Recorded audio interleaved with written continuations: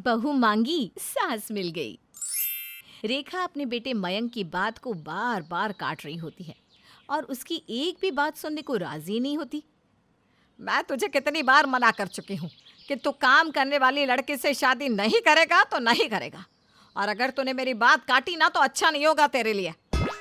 माँ, आप मेरी बात क्यों समझ नहीं रही हो? मैं स्वाति से बहुत प्यार करता हूँ और बाहर काम करने में बुराई क्या है? आप ये तो सोचो कि हम दोनों ही काम करेंगे तो घर में और पैसे आएंगे। तुझे तो बस हर वक्त पैसा ही पैसा दिखता है। अरे कभी ये सब छोड़कर माँ को भी देख लिया कर। माँ, मैं हमारे सबके लिए ही तो सोच रहा हूँ ना। अब खुद बताओ, अगर हमारे पास भी बहुत पैसा होगा, किसी चीज़ की कोई कमी नहीं होगी तो कितना अच्छा होगा ना। मुझे अच्छा या बुरा कुछ नहीं पता, मुझे बस इतना पता है कि तेरे पापा के जाने के बाद मैं बहुत अकेले पड़ गई हूँ, और मैं नहीं चाहती हूँ कि मेरी बहू ऐसी आए जो बाहर काम करती हो। मैं तो इतना ही चाहती हूँ कि बहू ऐसी आए जो घर को और तुझे संभाले। माँ, आप मेरी बात समझ क्यों नहीं रही हो?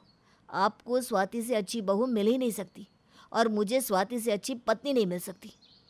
वो भले ही कितनी अच्छी क्यों ना हो, लेकिन मुझे बहू तो हाउसवाइफ ही चाहिए। मुझे नहीं चाहिए कि मेरे घर में कोई ऐसी लड़की आए जो घर से ज़्यादा ऑफिस को संभाले। रेखा मयंक की बात सुनने को राजी ही नहीं थी। वो बस अपनी ही चलाए जा रही थी। मयंक भी बेचारा अपनी माँ की बातों से परेशान होकर ये सारी बातें स्वाति को बता देता है। लेकिन स्वाति मयंक की बात मान जाती है और शादी के बाद हाउसवाइफ रहने के लिए हाँ कर देती है। कुछ दिनों बाद उन दोनों की बहुत धूमधाम से शादी हो जाती है। शादी के बाद स्वाति का ससुराल में पहला दिन था, तो रेखा स्वाति की आरती उतारती है और कहती है, सच में बहू तो बहुत ही सुंदर आई है, बिल्कुल चांद का टुकड़ा। माँ जी, मैं कुछ कहूँ अगर आप मेरी बात का बुरा न माने तो?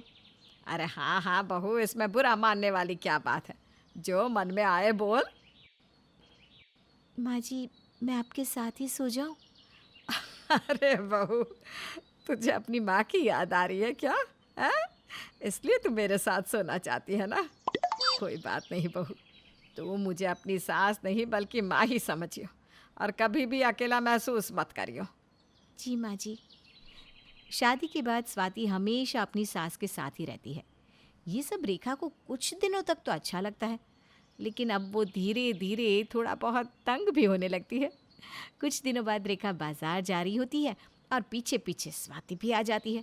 तभी रेखा को उसकी पड़ोसन कांता मिलती है।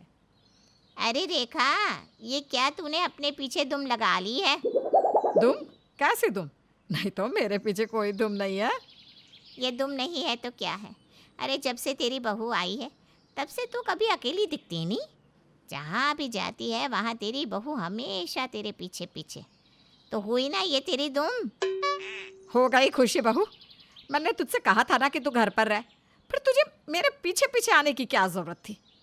तुझसे थोड़ी देर भी अकेला नहीं रहा जाता क्या? माँ जी, मैं थोड़ी देर क्या, एक सेकंड भी आपको अकेला नहीं छोड़ सकती।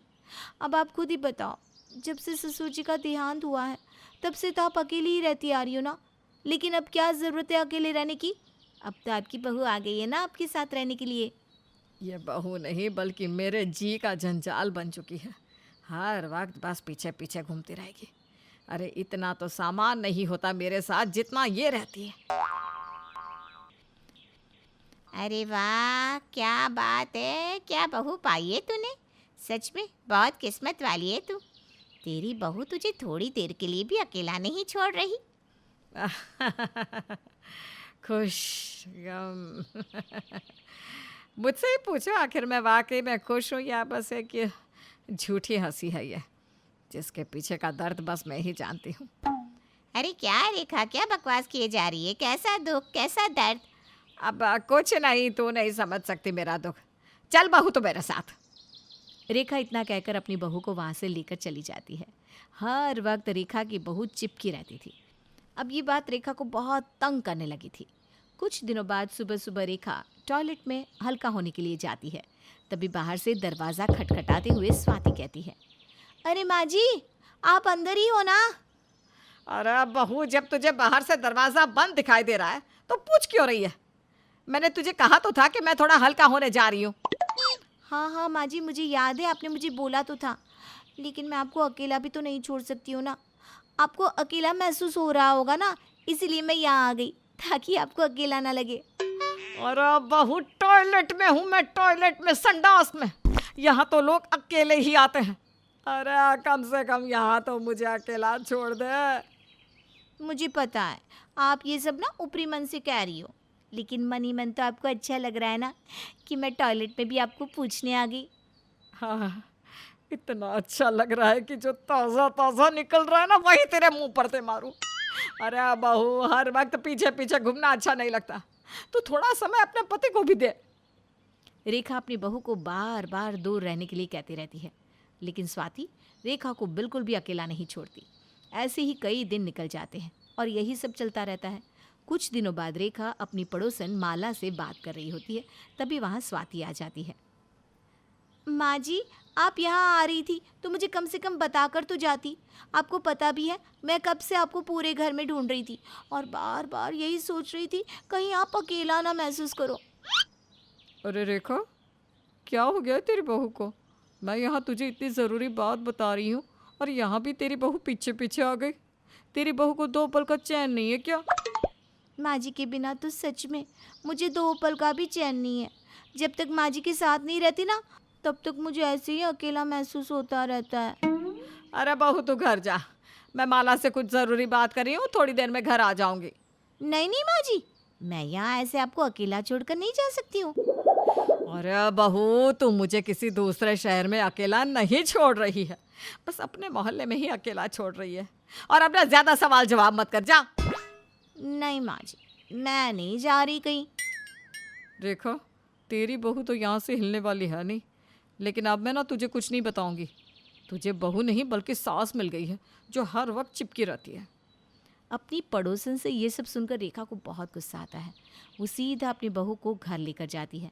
शाम को जब मयंक आता है तो रेखा मयंक से कहती है, मयंक बेटा, तू अपनी पत्नी को कहते हाउसवाइफ बनने में कुछ नहीं रखा। बाहर जाए, कम से कम 2 पैसे तो आएंगे ना। लेकिन माँ, आपको ही तो हाउसवाइफ बहू चाहिए थी ना। अरे हाँ भाई हाँ, मुझसे गलती हो गई। हाउसवाइफ कभी भी बहू नहीं बल्कि सास ही आती है। स्वाति अपनी सास को इतना परेशान करती है कि वो फिर खुद ही अपनी बहू को बाहर काम करने देने के लिए बोल देती है।